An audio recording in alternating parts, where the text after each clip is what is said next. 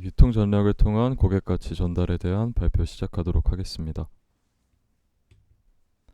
먼저 목차입니다. 해당 발표는 크게 5가지로 나뉘어져 있습니다. 첫 번째로 유통 및 유통 경로, 그리고 유통 경로와 중간상, 유통 구조에서 수직적 마케팅 시스템, 수평적 마케팅 시스템, 마지막으로 복수 유통 경로의 활용, 5가지로 구성되어 있습니다.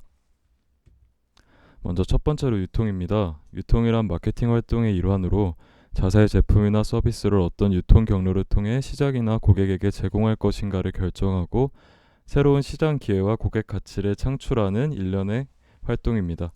예를 들어 유통 품목은 산업재, 소비재, 사회 간접자본 등 다양하게 존재합니다. 다음으로 유통 경로입니다. 유통 경로란 제조업체로부터 최종 소비자에게로 제품 및 서비스를 이동시키는 과정에 참여하는 조직체나 개인을 말합니다. 유통 경로에는 제조업자나 중간상, 구매자들이 포함되는데 여기서 중간상이란 유통 경로상에서 제조업자와 소비자 사이에 활동하는 조직체나 개인들을 말합니다. 즉 도매상이나 소매상을 말하는데요. 한편으로 중간상의 이용은 어떻게 상품을 판매하고 누구에게 판매할 것인가에 대한 통제를 어느 정도 상실함을 의미합니다. 그러나 중간상을 이용할 경우 제조업체가 생산된 상품을 직접 판매하는 것보다 더 효율적인 상품 공급이 가능합니다. 중간상이 없는 경우 이렇게 복잡한 유통 구조에서 중간상이 있는 경우 제조업자와 소비자 간 유통 경로가 단순해져 더 효율적인 상품 공급이 가능합니다.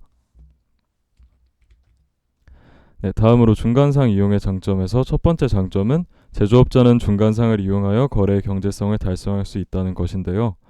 중간상이 없을 경우 제조업자와 소비업자는 직접 거래를 해야 하는 번거로움이 있지만 중간상을 이용할 경우 직접 거래를 하지 않아 거래를 함으로써 발생되는 거래 비용 그리고 번거로움을 줄일 수 있습니다. 두 번째로는 중간상 이용은 시간 효용, 장소 효용, 소유 효용을 제공해 준다는 것입니다. 먼저 시간 효용이란 소비자가 상품을 원할 때 구매할 수 있도록 함으로써 발생되며 장소 효용은 소비자들이 원하는 장소에서 구매할 수 있도록 함으로써 발생됩니다. 소유 효용은 소비자가 상품을 소유할 수 있도록 도와줌으로써 창출됩니다.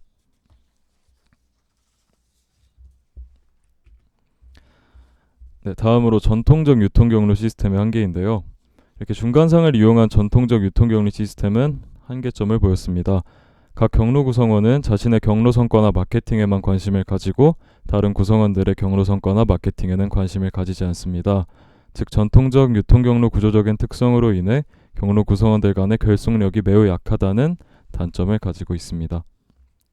그리고 이것을 해결하기 위해 수직적 마케팅 시스템이 등장하게 됩니다. 수직적 마케팅 시스템은 Vertical 마케팅 시스템으로 VMS라고도 불리는데요. 운영상의 경제성과 시장에서 최대한의 영향력을 획득하기 위해 전문적으로 설계된 네트워크 형태의 경로 조직입니다. 이 시스템은 생산에서 구매까지의 유통 과정에서 각 경로 구성원이 수행해야 할 마케팅 기능을 통제하여 규모의 경제를 달성할 수 있게 합니다. 대표적인 예시로 프랜차이즈 시스템이 있습니다.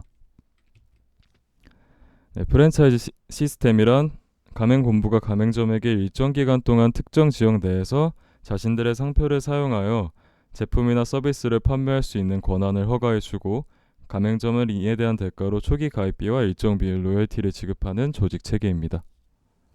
대표적인 예시로 스타벅스, 커피빈, 카페베네, 그리고 이디야 등이 있습니다.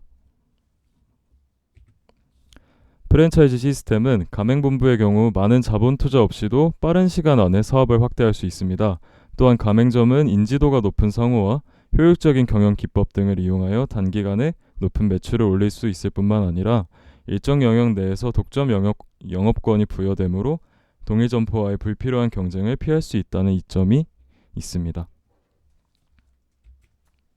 하지만 프랜차이즈 본사와 가맹주 간의 갈등, 갑질 논란 등으로 수직적 마케팅 시스템에 문제점이 나타나게 됩니다. 대표적으로 가맹본부가 가맹점에 필수 식재재를 공급하는 과정에서 과도한 이익을 남기는 경우나 물건을 강매하는 일 등이 있습니다. 그래서 수직적 마케팅이 여러 한계들을 도출해내는 사이 수평적 마케팅 시스템이 성장하게 됩니다. 수평적 마케팅 시스템이란 같은 경로 단계에 있는 둘 이상의 기업들이 새로운 마케팅 기회를 이용하기 위해 함께 협력하는 것을 말합니다. 마케터는 경쟁사 혹은 비경쟁사와 협력을 할 수 있고 지속적 혹은 일시적인 협력 관계를 유지할 수도 있습니다.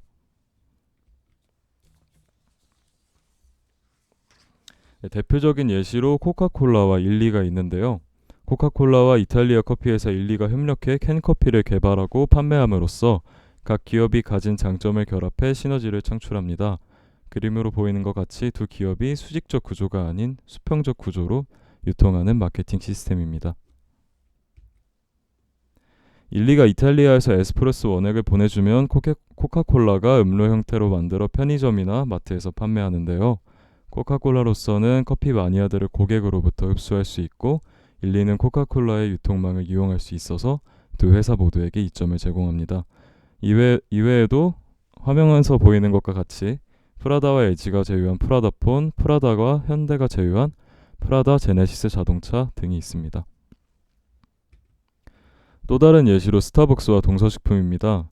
스타벅스는 커피 전문 매장과는 별도로 편의점, 슈퍼마켓 등에서도 병이나 캔으로 포장한 커피를 판매하기 위해 동서식품과 제휴했습니다.